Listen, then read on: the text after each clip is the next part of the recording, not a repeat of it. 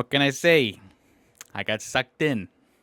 The Browns taking on the Rams in the third game of the preseason and the final one, this one at home. And like I said last week, I was there. Yes, got to be at the Browns game this Saturday, and boy, oh boy, was that an interesting time. Now, I've been to a couple of sporting events here and there in my day, but I actually had never been to a actual Browns game. It's probably since I was like a kid, so it was a very cool experience being able to cheer along with the fans out there, or the other fans out there. And it was a good game to watch live. It really was. Last week, things got a bit boring in the second half. This week stayed kind of interesting. So let's get in there and recap the Browns game. Preseason week 3. Let's go. We got to see our first stringers in there this time around, and Joe Flacco, Jarek Judy, all the dudes were out there this week, and we, our first drive was not exactly great, if you'd ask me. A 3-and-out. I mean, Njoku got a catch, so that's something. But yeah, we went 3-and-out and did not look good. But that's just how the Browns play, right? We have a bad first drive, and then the next drive we get like a touchdown, right? The Rams would get the ball, and we got a massive sack in the backfield. It looked like it was a safety, but I guess they called it at the 1-yard line, which I would say is a little bit of BS in my opinion. I mean, I know it's a preseason game, but those types of things can be factors in whether you win or lose a game. And I just felt like he went down in the backfield. There didn't seem to be any forward momentum by the quarterback, so I felt like it was a safety, but that's fine. It's fine. Even though, the big stars weren't like lighting it up out there. Flacco played a pretty good game. Also, the backfield, we were doing some interesting things in the backfield to hide our handoffs and stuff like that, which I think led to a very good drive here. And then finally, at the end of that drive, a 15-yard pass. 15-yard pass to Fannin for the touchdown. Browns touchdown. The next Rams drive would be a dud drive.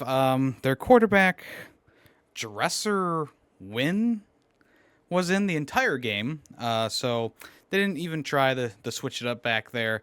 But we had another really good third down stop, which was actually negated by an unsportsmanlike conduct flag, which I thought was just weird. I was watching it in real time, and he didn't even pull out like finger guns or anything like that. Like, I don't know why he got the unsportsmanlike conduct flag, but whatever.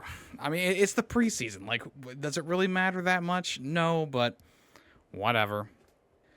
But after that, we put Gabriel in for a couple drives, and I gotta say, he played really well today. He really looked like a good starting quarterback. I can kind of see now why they chose him before they chose Sanders, and I'll talk about that a little bit later, of course. The drive did stall, though, but we did get a field goal at the end of the day, which is good. We were up by 10 points. The Rams hadn't scored anything. Was feeling pretty good at that point. Into the second quarter, though, the Rams scored pretty easily, pretty handily. They had a wide open player in the corner of the end zone, and it's a gimme throw any day of the week. No one was around him. Not even his own players were around him. So they got a pretty easy touchdown there. It hit the extra point. Not my favorite thing ever. We had a good drive going down the field. I mean, the 2-minute drill was hitting really hard, and we didn't let off the gas this entire time. Gabriel was almost perfect down the stretch. He played great here in these like final like minute and a half that we had to go down the field. And after a couple of really nice plays, He hits Larvadian for a touchdown. Browns touchdown. But Hopkins missed the extra point. And I'm speechless.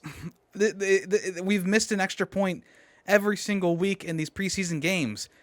And it's been Hopkins every single time. He hits like a 35-yard field goal, but he can't hit a chip shot.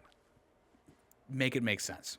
At the end of the half, they said that they would be starting Shedeur Sanders. And start he did. Start he did. It was a rough day for the other rookie on the roster here. And I've seen worse drives, of course, but the first drive he was in just couldn't get anything going. Look, when a ball hits the receiver's hands, you know that the quarterback did his job right, but the receiver just didn't catch it. And that's what happened on, I think it was like second down in this drive. It was just a bad moment that unfortunately tanked that drive.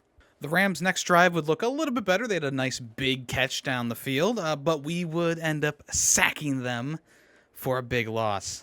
Second Shedeur Sanders drive comes around, and once again, just not a good drive. There was a moment where Shedeur could have just thrown the ball out, but instead he tried to run it, but he got -3 yards. So the drive just didn't go anywhere. I felt like Sanders was maybe starting to feel the pressure, but yeah, it just wasn't a great drive. The Rams would come back in it, and once again, they had like several big-time plays down the field.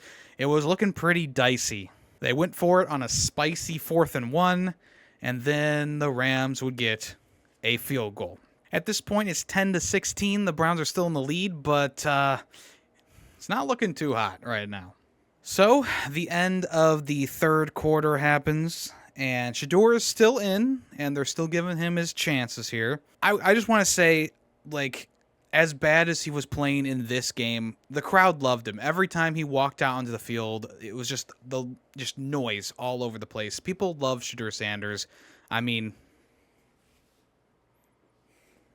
you know. But this is another drive that just didn't really look that great. And once again, like, Shedeur is holding onto the ball. He's not making good decisions. He should have just thrown the ball out, but I mean, I'm not down there on the field. I'm just talking about it, so I couldn't do better, but at the same time, I just feel like these decisions could be a bit better on his end.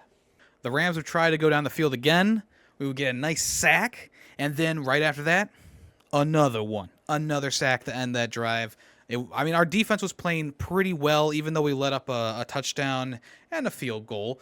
The touchdown obviously being a bit more important in my opinion, but the defense was playing pretty good up until this fourth quarter. And Shedeur's back in. Like I said, the crowd loves him. I would love to see him have a nice, solid drive at the end of this game. And he did try. We got a first down. We were running the ball pretty well. I believe Sanders got a throw or two in there. But our offensive line was not protecting too well on this drive. Shedeur on like a third down was like spinning and moving around, dodging defenders. At one point, a defender grabs his leg and he does a quick throw, and it hits the hands of our receiver, and he doesn't catch the ball. And at that point, I was like, Shedeur, you've done everything you can. Okay, you have literally done everything you can. Unfortunately, this one wasn't on him. If he got that ball out clean, it was a nice spiral. He got it to that receiver on time, but the receiver either he wasn't I think he wasn't really paying attention, or he wasn't looking the right way at the time. So it was a split-second thing where the ball got to him as soon as he turned his body, and he just couldn't grab the ball and bring it down. It would have been a first down. It might have been even more because he had room to run. But it did show how athletic Shedeur was. And even though it was a bit nerve-wracking to watch while he was being berated by Rams defenders all over the place, it was cool to see him maneuver out of these situations and then get a clean ball off while he was still in trouble. I don't know what happened to our offensive line from the Gabriel drive to the Shador Sanders drive. They obviously were swapping people around. I mean, this guy with the golden locks, he wasn't the problem, and we should definitely keep him on the team, if not just for sex appeal, right? Next drive, the Rams go down the field, and they are, again, playing lights out right now. At one point, they had a Hail Mary-esque pass down the field on, like, the right side. The Rams receiver somehow caught it. He was on his knee, and then he slid out of bounds, right? And they called it they called it a catch, and at that point, we're like, we should definitely challenge this. I don't know if he was in bounds. Like, it was just a leg and a knee down, right? But the Rams are too quick. Stefanski doesn't use the challenge flag, and they run off a play real quick, and boom, it's now in the history books that they got an amazing catch there. And that was kind of the vibe of the fourth quarter, was like Rams on the gas pedal, like pedal to the metal kind of thing going on. And time was starting to run out, and they got a touchdown. They did get a touchdown at the end of the day, and they got the extra point, putting them up by 1. So it was 17 Rams, 16 Browns. We needed a great 2-minute drill drive down the field. Stefanski knows that Shador Sanders is not playing great. So he puts it onto the shoulders of Snoop Huntley. That's right. Snoop is in, and he plays well. I don't know. Once again, I don't know what happened to our offensive line from Shador Sanders to Snoop Huntley, okay? But all of a sudden, we're driving down the field. Now, obviously, quarterbacks can have a bad day. Shador having a bad day. He definitely didn't play to his best potential today. And obviously his receivers let him down a couple times as well. It's a team sport. Even though the quarterback is the number one position, right? Everything needs to work out in order for things to go right, obviously. It's a well-oiled machine you need to have. At this point, we just need a field goal. And I was hoping the whole time that we would not have Hopkins go in there, especially if we were less than 35 yards away from the field goal, because apparently the sweet spot for Hopkins is 35, okay? Everything else, he misses. So we get down the field. Huntley played well. He played great. I mean, between these 5 quarterbacks we have on the team, I mean, we could, in my opinion, drop Kenny Pickett. He's injured. 2, we know he's not going to play as well as any of the other quarterbacks in the room right now, right? And then Snoop Huntley, Pro Bowler, definitely better than Kenny Pickett, probably better than Joe Flacco. I would say most likely better than Joe Flacco. And yet he's number 5 on our depth chart or whatever. I mean, I get it. You want to have all the options ever with a 5 quarterback roster. It's just not going to work out. We're going to need to let one of these guys go at least in order to fill a slot somewhere else on the team. I just don't see it being super feasible to go in with 5 quarterbacks. But I digress. We get to the 37-yard line, and they kneel the ball, right? We get the clock to go down to 2 seconds, and we say, all right, to the rookie, Smith? Something like that? Schmidt? How the heck do you pronounce his name? Smith. Good enough. And he kicks it straight through the uprights. Browns win on a field goal. 19-17. Yeah. Whew. Wipe the sweat off your brow. That was a close one. And I am very glad that they did not put Hopkins out there.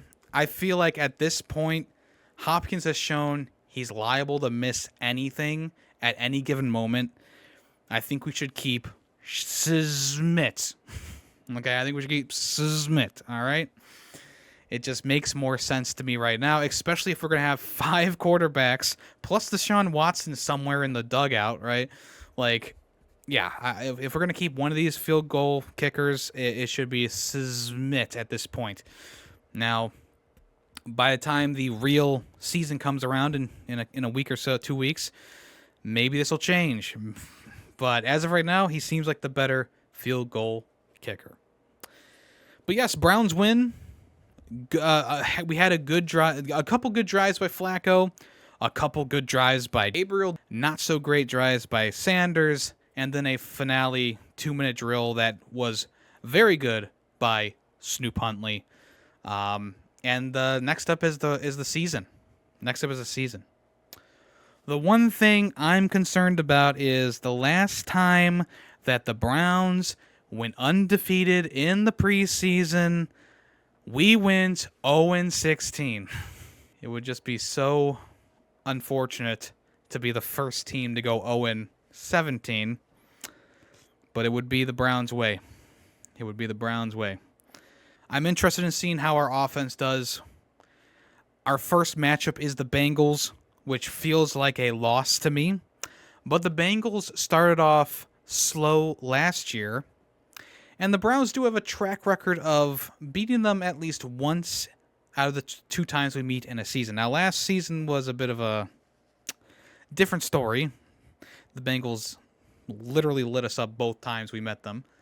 But, hey, there's always a chance that the first week of the season, not everything's clicking for the other team, and maybe you sneak out a win. I don't know.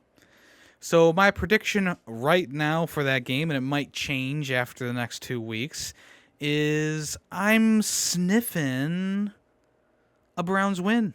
And we'll see how it goes against those fearsome Bengals week 1. And I'll see you then.